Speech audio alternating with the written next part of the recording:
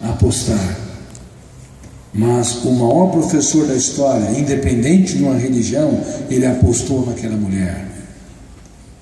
Aí no segundo momento inquiriu a resposta, e perplexos com o silêncio, ele se levantou e chocou-os, lhes disse: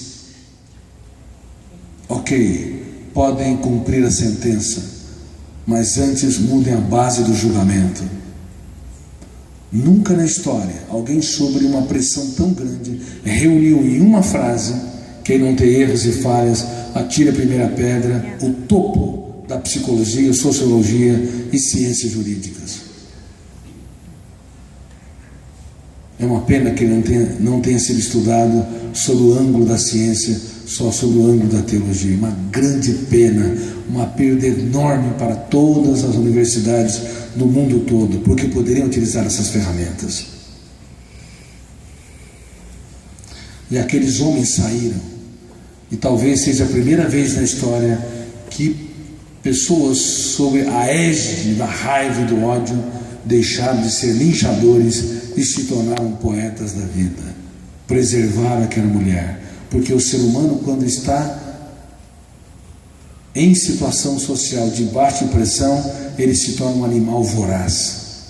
Por isso pessoas comuns, até aparentemente calmas, tranquilas, quando estão nos estádios e são provocadas, se transformam em agressores violentos. Nas ruas, em embates com a polícia, se tornam agressores vorazes, porque as janelas killer sequestram o eu, e o Homo sapiens deixa de ser pensante e se torna Homo bios, instintivo, um animal. Aqueles homens saíram de cena, os algozes daquela mulher, e chegou ele e ela, e ele não perguntou com quantos homens ela dormiu. Ele era delicado, nunca expunha publicamente o erro de ninguém, diferente do que nós fazemos. Ele corrigia em particulares e elogiava em público. E ele exaltou-a, não como adúltera, mas como um ser humano. Ele falou: mulher, aonde estão os seus acusadores?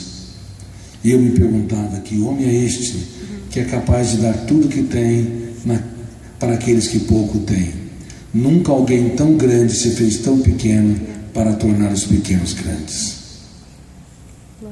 Eu, que fui um dos maiores ateus que já pisou nessa terra, talvez muito mais do que Nietzsche, Marx, Jean-Paul Sartre, Diderot, eles provavelmente foram antirreligiosos. Como eu pesquiso a última fronteira da ciência, o mundo onde nascem os pensamentos, ao estudar sobre o ângulo da ciência, eu me curvei à inteligência deste homem, do mestre dos mestres. Glória a Deus. E se as religiões, todas elas... Glória a Deus. Que Deus abençoe. E se todas as religiões se curvassem à sua inteligência e aplicassem as suas ferramentas, as nossas diferenças seriam diminutas, porque na essência nós somos exatamente iguais, somos os mesmos. Haveria menos disputas, mais abraços, menos críticas, mais tolerância, havia menos rejeições e muito mais aposta um no outro. Queridos amigos, por isso que eu escrevi um programa, ou idealizei o programa Escola da Inteligência. Um programa para entrar na grade curricular, uma aula por semana, dentro do currículo normal, apenas uma hora aula,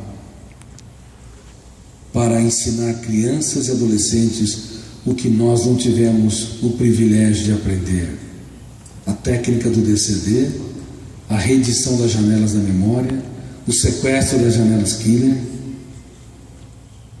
a arte de proteger a emoção, de gerenciar os pensamentos. Nós precisamos aprender essas ferramentas? Sim ou não? Sim. Mas eu quero dizer que as escolas estão agora aplicando a mais de 200 mil alunos do Brasil e mais de 30 países interessados em importá-lo, dos Estados Unidos à China.